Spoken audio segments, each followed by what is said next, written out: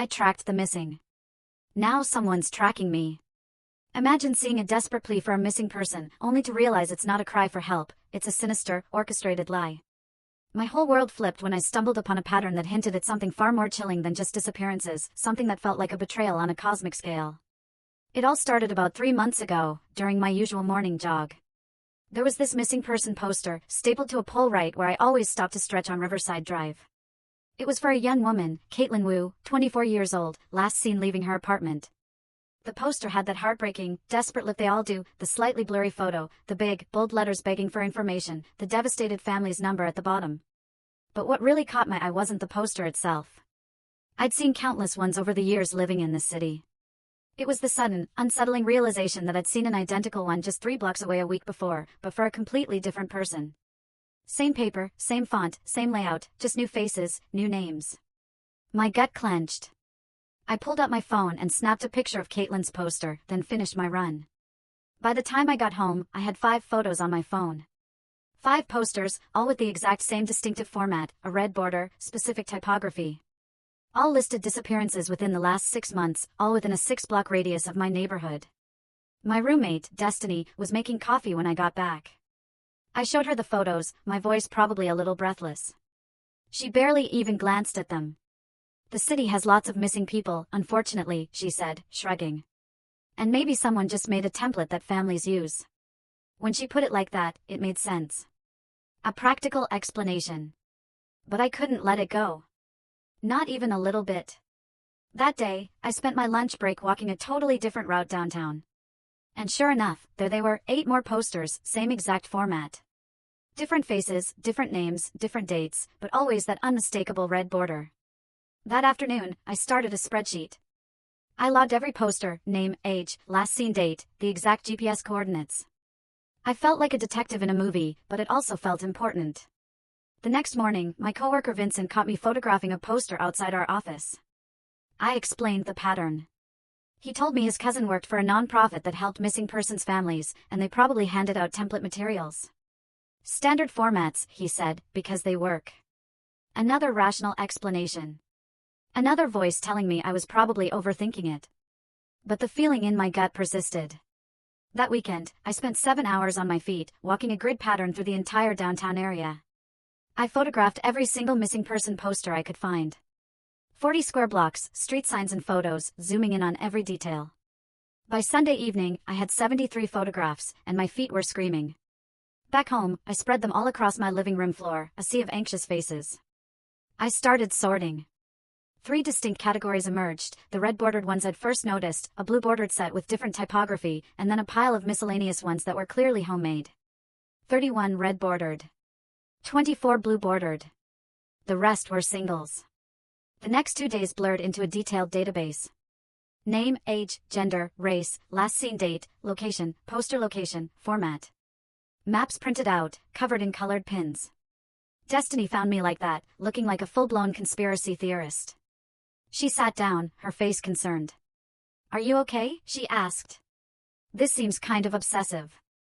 I showed her the data. And that's when it got truly chilling.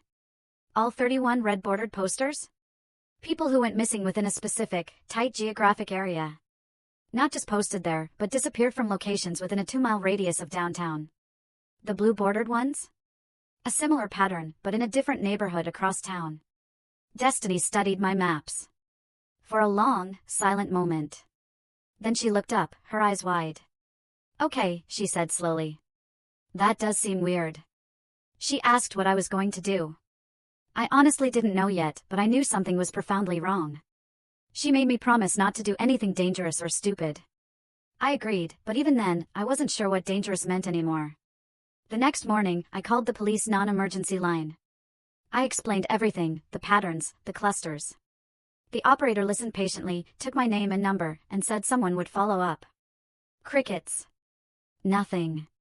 So I tried the FBI's TIPS website, filling out their online form, uploading all my data and photos. A confirmation email arrived, "We received your submission." Again, nothing. No follow-up, no questions, no interest. Frustration simmered. I started calling the numbers on the actual posters. The first one was for Caitlin Wu, the one that started it all. A woman answered, her voice heavy with exhaustion. I introduced myself, said I'd seen her daughter's poster, wanted to help. She started crying instantly. Most people just walk past like Caitlin never existed, she sobbed.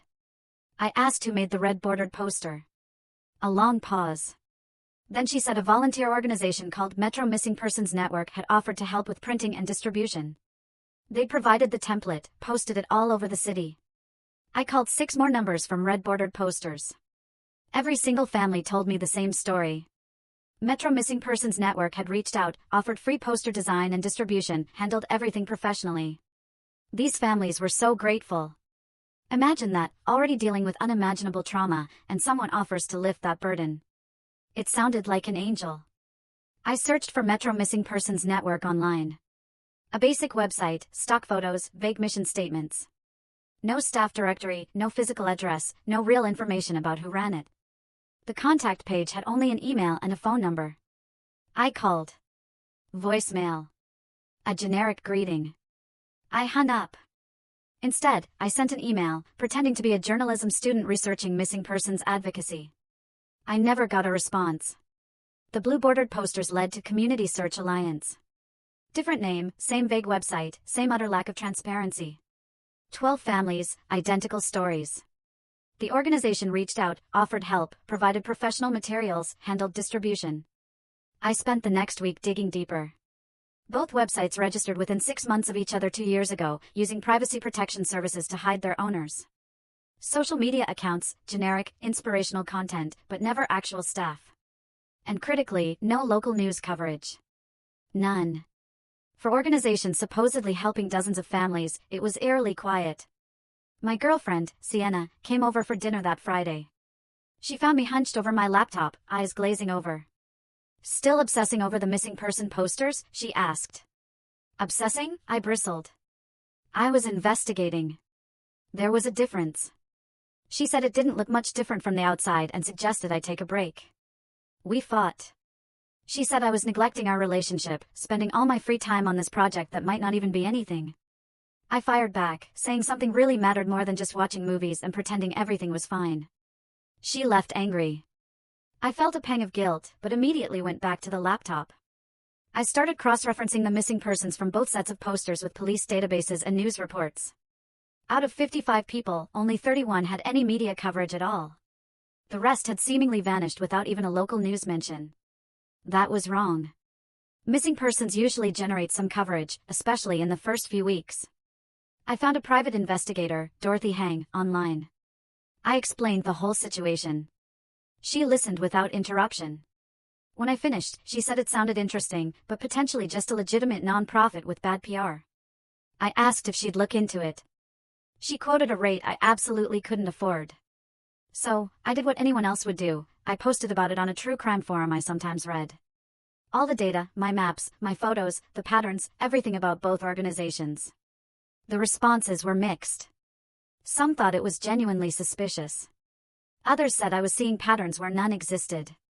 One person accused me of being disrespectful to grieving families, treating their tragedy like a puzzle. That comment hit me hard. They weren't just data points. They were real people. Was I helping, or just feeding my own curiosity? I closed my laptop. For 3 days, I didn't touch it. Then, a phone call. Wednesday evening. An unknown number. I almost didn't answer. But something made me pick up. A man introduced himself as Keith Novak. He was Caitlin Wu's brother. He'd heard I was asking questions and wanted to talk. We met at a coffee shop the next morning. Keith, in his 50s, looked like he hadn't slept in weeks. He thanked me for reaching out to his sister, for taking an interest. Then he said something that made my stomach drop. His sister had gotten another call about a week after mine. Someone from Metro Missing Persons Network. They'd heard I was asking questions, and they wanted to make sure the family knew I wasn't affiliated with law enforcement or any official investigation. Polite, but firm. I asked if they'd said anything else. Keith nodded slowly. The caller had suggested that sometimes amateur investigators did more harm than good, potentially interfering with ongoing cases or giving families false hope. They'd recommended his sister not engage with me further if I contacted her again. My hands started shaking as I held my coffee cup. Someone from Metro Missing Persons Network was monitoring the families they'd helped. Tracking who contacted them. Calling to control the narrative. That wasn't normal non-profit behavior. That was something else entirely. Keith had done his own digging after that call. He found 3 other families who'd gotten similar calls after people started asking questions. Nothing explicitly threatening, just friendly warnings. I showed him all my data. We spent 2 hours going through everything. He pointed out something I'd missed. The missing persons from the red-bordered posters all had something in common beyond geography. They were all adults between 19 and 35. All disappeared during evening or nighttime hours. All were last seen alone. We spread out the blue-bordered posters. Slightly different pattern, older demographic, 25 to 40, but still evening disappearances, still alone when last seen. Whatever this is, Keith said, his voice grim, it seems targeted. Specific types of people, specific circumstances. I went home that afternoon and created a new spreadsheet, time of day last seen, alone or with others, what they were doing. The patterns became horrifyingly clear. The red-bordered posters? People vanished while walking home from evening activities. The blue-bordered set? People disappeared from parking lots or garages at night. My phone rang that evening. Unknown number. I answered.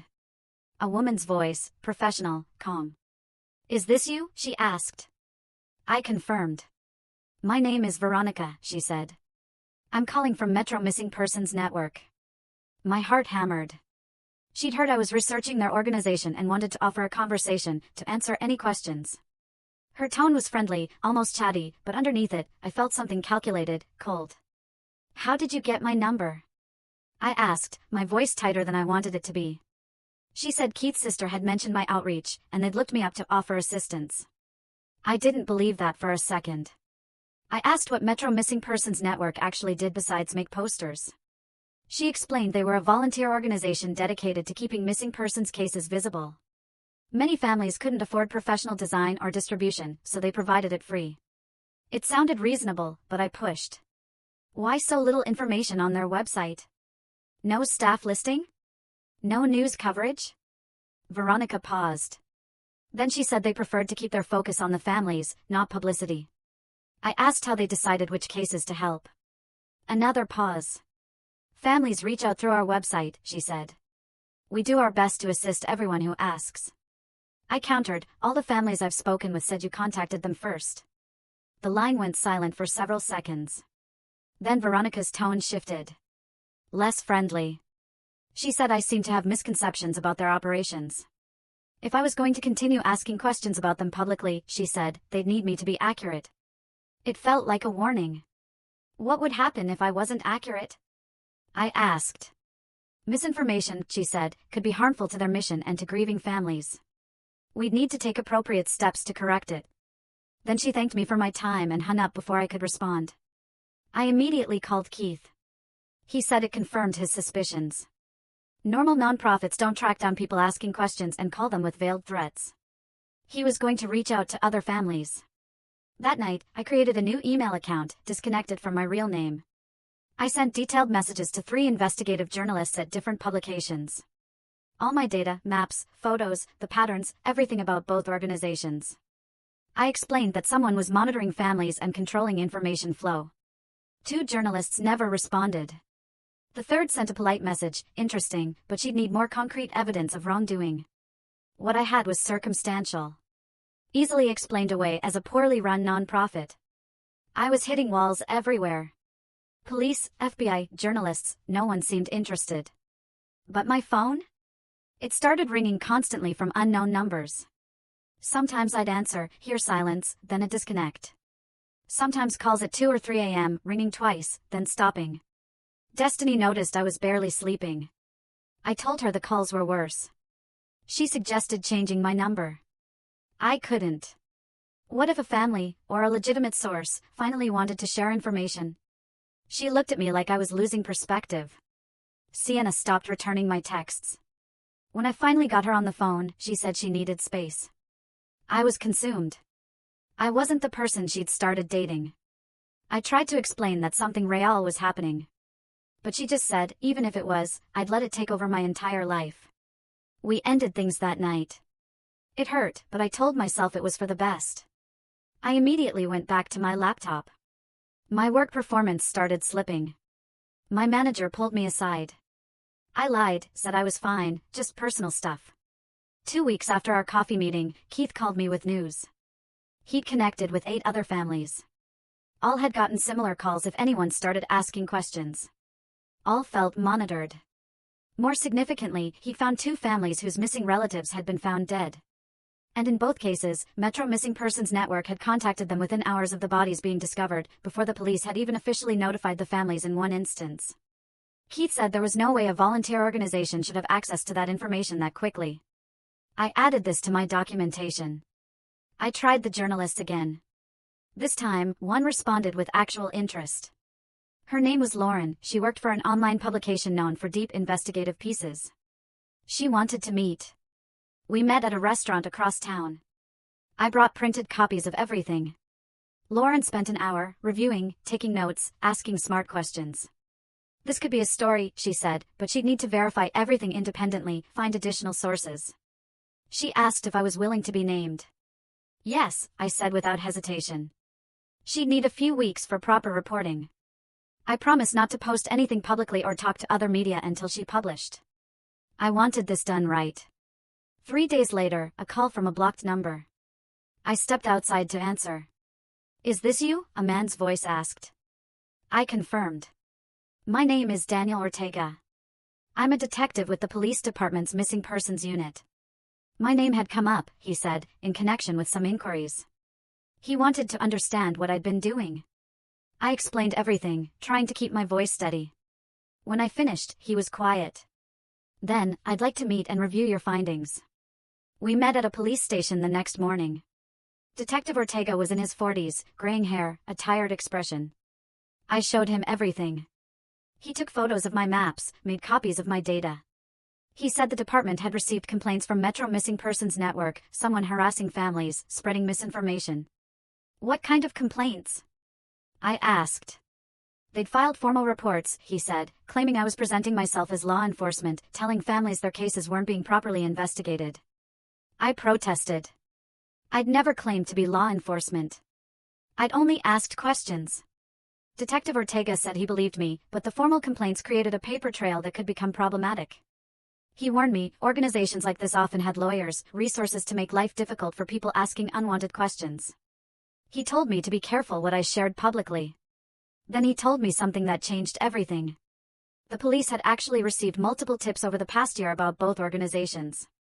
Families felt monitored, followed. But every time they tried to investigate, dead ends. No physical addresses, no identifiable staff, no traceable funding. The whole setup felt wrong to him personally. But without evidence of an actual crime, there wasn't much the department could do. They couldn't investigate an organization just for being creepy and secretive. He urged me, if I found concrete evidence of illegal activity, bring it directly to him. I left that meeting feeling validated, but so frustrated. My suspicions were right, but nothing could be done? I called Lauren. She said the detective's confirmation helped her case for pursuing the story, but she still needed more time. My phone rang constantly for the next 3 weeks. Unknown numbers, all hours. Sometimes silence. Sometimes ambient noise, muffled voices, then the line went dead. Twice, I heard what sounded like someone breathing before they hung up. I started documenting every call, logging times, details. Destiny said to block all unknown numbers. But what if I missed something vital? The constant ringing was destroying my sleep. I'd wake at 2 a.m. to my phone buzzing, then lie awake, unable to fall back asleep. Keith called one night, clearly upset. His sister had gotten a visit at her home. Someone claiming to represent Metro Missing Persons Network, a woman who said she wanted to discuss continued poster distribution for Caitlin. But during the conversation, she casually mentioned it was important families didn't let amateur investigators give them false hope or distract from real search efforts. Keith's sister felt threatened, even though nothing explicitly threatening was said. The woman, who only gave a first name, Nicole, stayed for almost an hour, asking friendly questions about who else they'd talked to, what information they'd shared. After she left, Keith's sister called him, crying, saying she felt watched. This was escalating. Beyond mysterious phone calls. They were making in-person contact, trying to figure out who was talking to whom. I called Detective Ortega. He said to have her file a formal report, but without evidence of threats, it would just be documentation. For weeks after our initial meeting, Lauren published her article. It was extensive, well-researched. It laid out the patterns I'd found, the organization's suspicious behavior, the monitoring of families, Detective Ortega's confirmation that police had concerns but no evidence of crimes. She tracked down 12 families, and 6 who'd felt monitored or harassed after asking questions. The article went viral. Immediately. Within hours, it was everywhere: social media, other news outlets, radio shows. My phone exploded with calls and messages from people wanting to talk, asking questions, sharing their own experiences with similar organizations in other cities. That last part was the real shocker. People reached out from different states, saying they'd noticed identical patterns. Missing person posters with specific formats, mysterious volunteer organizations with no transparency, families feeling monitored. This wasn't just local. This was happening in at least 6 other cities across the country. Lauren published a follow-up piece 3 days later, focusing on the multi-state nature of whatever this was. She found similar organizations in Dallas, Phoenix, Atlanta, Portland, Boston, all with vague websites, no physical locations, professional poster production, and families who felt watched. That's when the FBI got involved. Special Agent Melissa Carver contacted me directly, asking to meet. She said the Bureau was opening an investigation into potential interstate criminal activity related to missing persons cases. They wanted all my data, all my documentation. I met Agent Carver at a federal building, bringing everything on a USB drive. She reviewed it all methodically, asking detailed questions. She said they were taking this seriously now that it appeared to involve multiple states and a coordinated network. She warned me, if this was what it appeared to be, an organized operation exploiting missing persons cases, the people behind it would not appreciate federal attention. I should be prepared for potential retaliation, report any threats. The phone calls to me stopped completely after the FBI got involved. It was like someone had flipped a switch. My phone went from constant ringing to silence.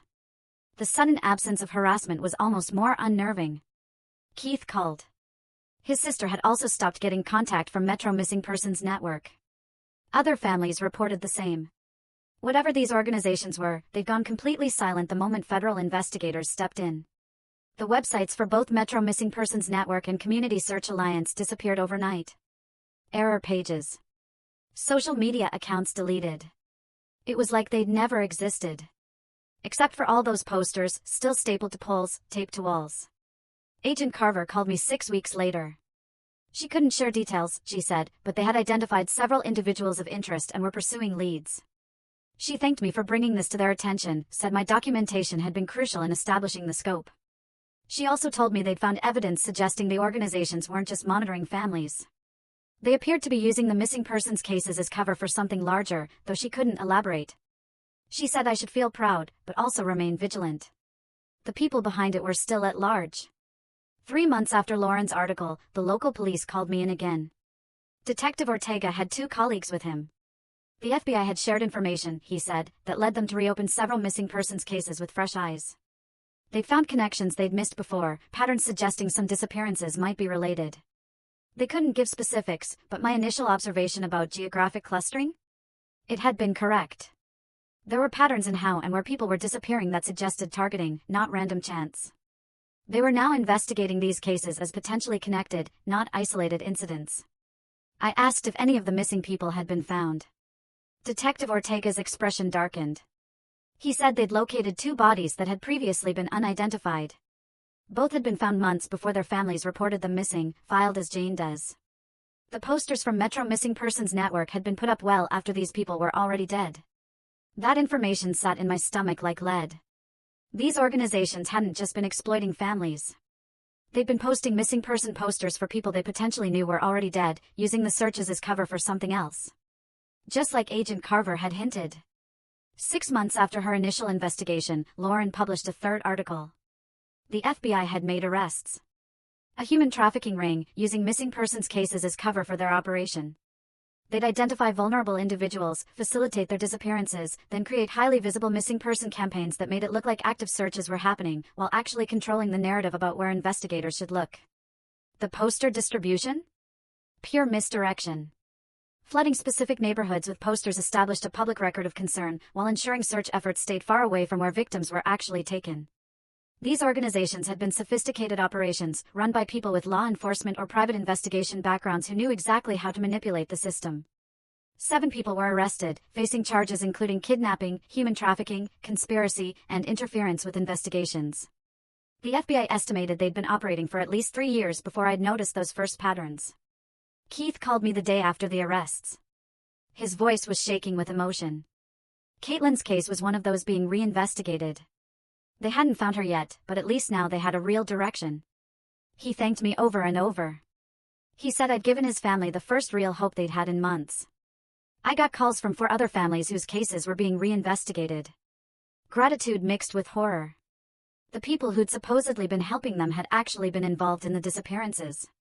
The betrayal of that was almost as painful as the initial loss. The local news did a feature story about how my observations had led to the federal investigation. I did one interview, keeping it brief. I emphasized that I just noticed something strange. The real credit, I said, belonged to Lauren for taking it seriously and the FBI for doing the actual investigation. I didn't want to be portrayed as some amateur detective hero when real people had suffered real harm. Sienna reached out after seeing the news coverage.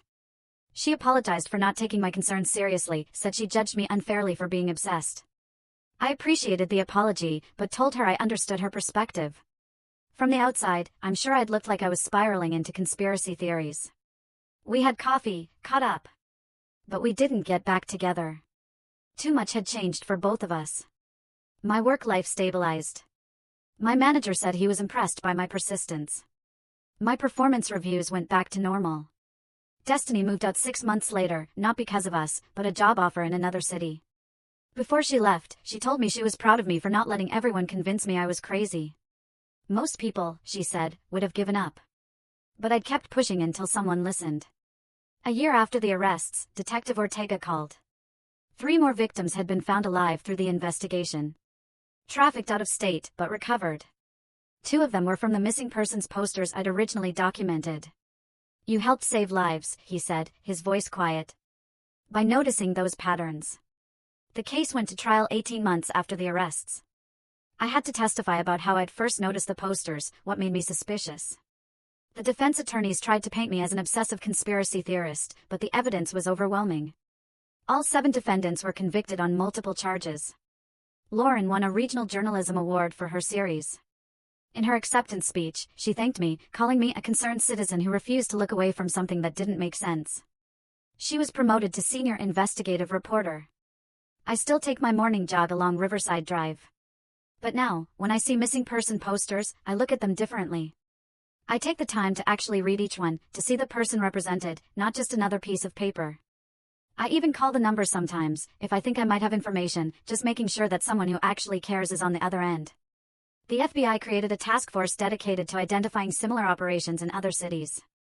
They found evidence of at least 4 more groups using the same tactics, exploiting missing persons cases for criminal enterprises. Agent Carver said my initial pattern recognition helped them understand what to look for, and they've been able to intervene earlier in other locations. 3 years after I first noticed those posters, I got an email from Keith. They'd found Caitlin's remains, thanks to information from one of the convicted traffickers. It wasn't the ending her family had hoped for. But at least they had answers. At least they could bring her home. Knowing the truth, as painful as it was, had given them a way to finally begin grieving properly, he wrote. I think about all the times I was told I was overthinking it. Seeing patterns that weren't there. Wasting my time on something that was probably nothing. I think about how close I came to listening to those voices, to just letting it go. And I'm so grateful I didn't. Even though it cost me sleep, and a relationship, and nearly my job. Because sometimes, the patterns are real. And sometimes, the thing that seems too strange to be true is exactly what it appears to be.